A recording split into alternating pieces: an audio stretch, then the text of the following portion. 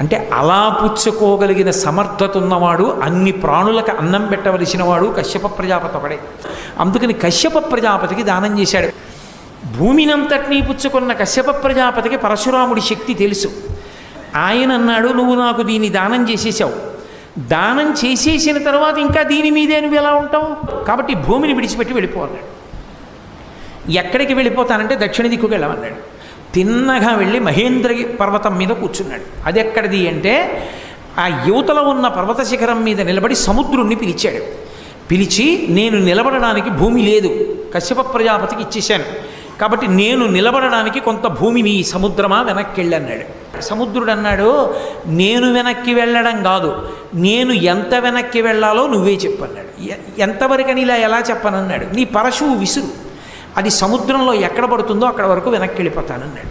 గిరగిర తిప్పి విసిరాడు. విసిరితే ఆ పరశువు సముద్రంలో పశ్చిమ దిక్కుకి ఎంత దూరం పడిందో సముద్రం అంత వెనక్కి వెళ్ళింది. కశ్యప ప్రజాపతికి భూమిని దానం చేసేసాడు.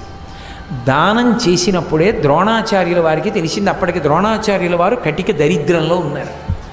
ఇంత దరిద్రంలో ఉన్నాను, మహానుభావుడు పరశురాముడు అందరికీ అన్నీ దానం చేస్తున్నట్ట, నేను వెళ్ళి ఏదైనా దానం అడుగుతానని పరశురాముడి దగ్గరికి వచ్చాడు. అయ్యా, మీరు అన్ని దానాలు చేస్తున్నారట, పేద బ్రాహ్మణుణ్ణి నాకు ఏమైనా ఇవ్వండి అన్నాడు. అంటే పరశురాముడు అన్నాడు, అందరికీ అన్నీ ఇచ్చేశాను, నా దగ్గర ఏం లేవు, రెండే ఉన్నాయి.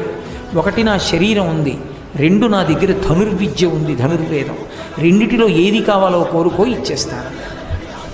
అంటే మీ శరీరాన్ని తీసుకుని నేనేం చేస్తాను, మీ దగ్గర ఉన్న ధనుర్వేదాన్ని నాకు ఇమ్మన్నాడు. అంటే ద్రోణాచార్యుల వారికి ధనుర్వేదాన్నంతటినీ పరశురాముల వారే ఇచ్చారు.